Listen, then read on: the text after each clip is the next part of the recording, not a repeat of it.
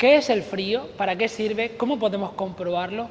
En este capítulo vamos a hablar de algunos conceptos científicos muy importantes porque el frío, lo que entendemos por frío, por temperatura, es tremendamente interesante de ver dentro de nuestro mundo, ya que, por ejemplo, define los distintos tipos de clima, las especies que viven en ellos, los hábitats que tenemos, pero es que además el frío es capaz de abrir puertas increíbles a la ciencia.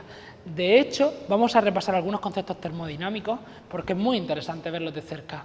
Porque no sé si has escuchado alguna vez eso de que el frío no existe. El frío no existe, dicen, y de hecho es real, vamos. El frío en sí mismo no es más que la ausencia de calor, la falta de energía térmica. En nuestro cuerpo, los seres humanos, tenemos una serie de receptores, igual que algunos animales, que perciben las diferencias de temperatura del ambiente. Y justamente para poder explicar una disminución de temperatura hemos creado el concepto artificial de frío, que básicamente no existe en la naturaleza, sino que nos sirve a nosotros para entendernos. De hecho, lo que nosotros llamamos frío es en realidad un fenómeno que ocurre con los átomos, que es la unidad fundamental que forma todo lo que conocemos, y es que básicamente cuando un átomo tiene una energía, empieza a vibrar de un lado a otro, es una manifestación de esta energía. A medida que vamos reduciendo esa energía, es decir, que va sintiendo más frío, ese átomo va vibrando cada vez menos, por lo tanto la energía va disminuyendo, necesita mucho menos espacio y se nota más frío. En el universo existen una serie de leyes que se cumplen siempre, por eso se llaman leyes. Siempre. Y unas de ellas son las leyes de la termodinámica.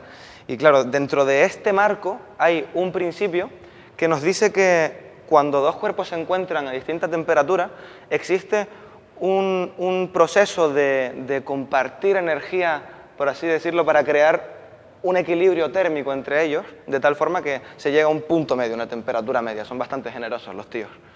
Tenemos como métodos para transferir energía, tenemos la conducción, la convección y la radiación. Entonces, en el caso de la conducción, esta ocurre cuando tenemos dos cuerpos en contacto y la transferencia de energía se produce, bueno, desde el más caliente hasta el más frío. Es un proceso que tiene muy pocas pérdidas, es bastante eficiente, por eso cuando tocamos una sartén que arde, cuando tocamos algo muy frío, automáticamente lo sentimos y sentimos incluso el dolor. Después tenemos la convección, que esta ocurre cuando estamos en un cambio de medio, por ejemplo, de un objeto al aire. En nuestra piel, por ejemplo, ocurre, de hecho, cuando usamos un ventilador realmente para refrescarnos, el ventilador no refrigera el aire del ambiente, simplemente lo mueve. ¿Por qué nos refrescamos? Porque el ventilador nos elimina una capa de aire que está cerca de la piel y que ha sido calentada por el propio calor corporal. Está bastante más caliente que temperatura ambiente. Nos refrescamos porque elimina esa capa y automáticamente sentimos la temperatura ambiente, que es menor. Y después, aparte de la convección, tenemos la radiación, que básicamente es la transferencia de temperatura cuando no existe un medio que nos ayude a transferirla, por el vacío, que justamente es lo que nos sirve para que el Sol nos dé calor a través del espacio, donde no hay aire y no hay ningún medio. La energía del Sol llega hasta la Tierra y nos deja en un lugar privilegiado, porque estamos en una zona que llamamos de habitabilidad. La zona de habitabilidad es una zona en la cual el agua no se encuentra ni congelada ni evaporada, está en estado líquido. Eso es súper importante porque la energía que nos transmite hace posible la vida dentro de este planeta, ya que cualquier reacción química, cualquier reacción que necesita cualquier ser vivo para vivir, está directamente modificada por la temperatura. Si es muy fría, irá muy lenta, a lo mejor demasiado lenta, incluso no podrá ocurrir, y si es muy caliente, puede ser que vaya demasiado rápido. Y además, las diferencias de temperatura cambian la composición en sí misma de la materia, que compone distintos materiales. Por ejemplo, el agua, cuando congelamos agua, aumenta de volumen, precisamente por esto, porque se reordenan los átomos que componen las moléculas de agua. Ahora vamos a hacer un pequeño experimento con nitrógeno líquido, que es en sí mismo el gas nitrógeno, que bajado a unos menos 195 grados centígrados se vuelve líquido y está a una temperatura muy pequeña. Con una flor que de por sí contiene mucha agua, vamos a ver cómo enfriándola rápidamente, ese agua pasa a ser hielo y esto que yo ahora mismo puedo doblar sin ningún problema, tendrá una rotura frágil, se romperá automáticamente. La congelamos. Vemos cómo se va evaporando por el calor que hemos metido de la propia flor. Ya está, ¿no? Sí. Yo creo que sí. Ah, se escucha el hielo. Y con la mano lo parto sin ningún problema. ¿Repartí?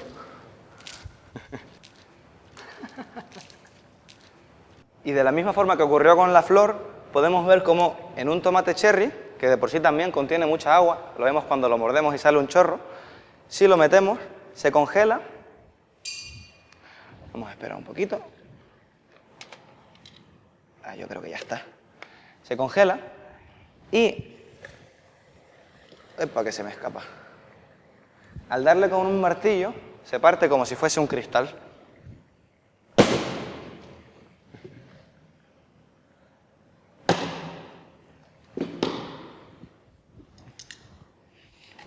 Con las nubes también.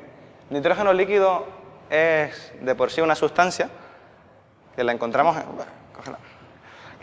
en el aire, la respiramos en grandes cantidades y no es tóxico, se puede masticar sin problema. Y es muy curioso comerte una nube crujiente. O una gominola.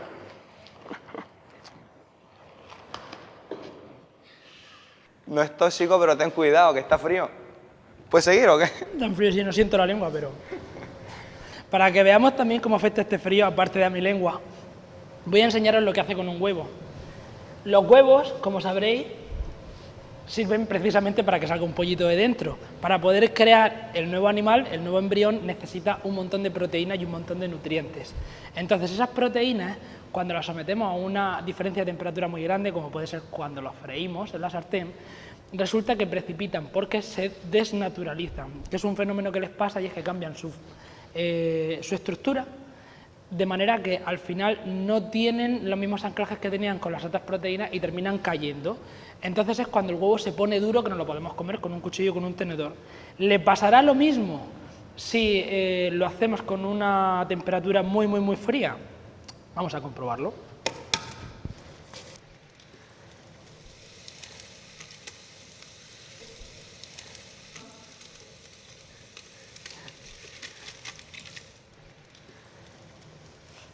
Esto también ocurre si utilizamos, por ejemplo, un globo. De hecho, lo que le pasa a un globo es que al enfriarlo, sus átomos van perdiendo poco a poco energía, por lo tanto necesitan mucho menos espacio para vibrar entre sí. Entonces, fijaos cómo poco a poco el globo va cada vez haciéndose más pequeñito.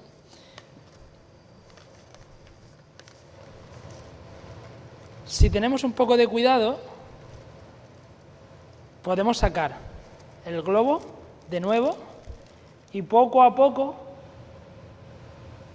irá recuperando su volumen a medida que se caliente y vuelvan a vibrar rápidamente. Lo que le pasa a veces al plástico es que está tan frío que sus moléculas, como las del huevo, también se pueden estropear, aunque en este caso está resistiendo muy bien. Pues vamos a seguir jugando con frío y con protección. Lo que tengo aquí es hielo seco, que son piezas básicamente de dióxido de carbono en estado sólido. Cuando recibe calor del ambiente, se pasa a estado gas y con el vapor de agua que está en el propio aire va a formar una nube, una especie de niebla que se llama. Vamos a probarlo ahora haciendo una bomba de humo. De hecho, ya que tenemos una niebla, se me ocurre a mí un truquito. Ya verás. A ver si funciona. Échale un poquito más de agua, un poquito más. Que salga fuerte. Sí.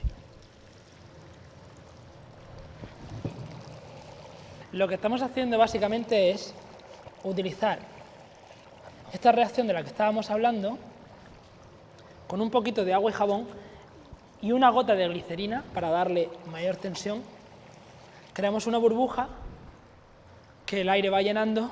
Lo que veis dentro es esa neblina de dióxido de carbono con un poquito de agua, de vapor de agua. Con esto hemos aprendido un poco más sobre el frío, para qué podemos utilizarlo y cómo podemos jugar. Así es que creo que voy a utilizar el nitrógeno líquido, se me acaba de ocurrir, que ¿Aquí teníamos dentro? antes, no, con este zumo de mango. Esta reacción es exactamente la misma, pero con el zumo de mango. Y vamos a aprovechar para hacernos un... Déjame las pinzas.